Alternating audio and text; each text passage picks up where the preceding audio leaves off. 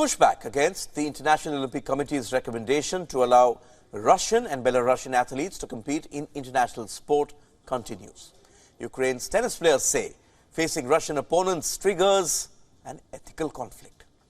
IOC President Thomas Bach referenced the sport of tennis ahead of the executive board meeting earlier this week, pointing out that the participation of Russian and Belarusian players as neutrals worked. Wimbledon and the other warm-up events in Great Britain famously refused to allow players from both countries to take part last year. Bach's statement was criticized by Maria Kostyuk, who has constantly questioned the presence of players from the aggressor countries on the tour.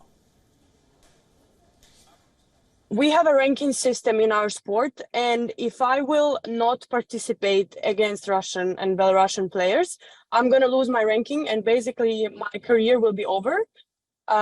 We spoke to our organizations about this matter, that we will not participate in the tournaments with them because this is our recommendation from our federations, as of all the sports have agreed to. And their response to this was that we will freeze your ranking, and then once the war is over, you can come back to the competition.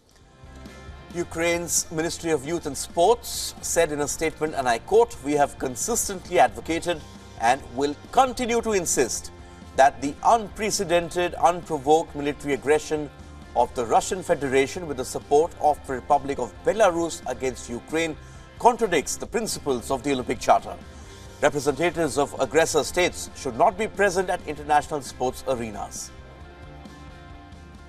Poland, one of the countries who had urged the IOC to bar Russia from the Paris Olympics, has also criticized the Olympic body. Unfortunately, the top directors of the IOC have made the decision that Russian and Belarusian athletes can be seen as neutral. What does that mean? Without a state, what is this approach to the issue?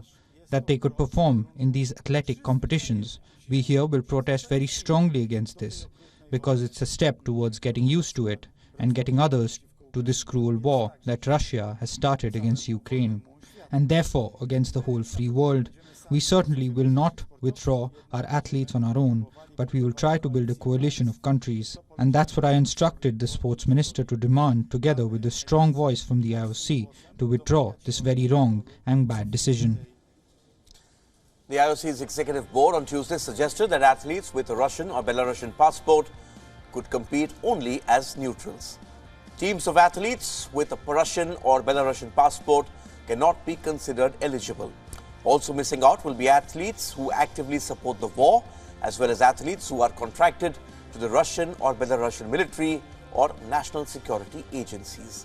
However, no decision has been taken on the participation of Russian and Belarusian athletes at the 2024 Summer Olympics in Paris.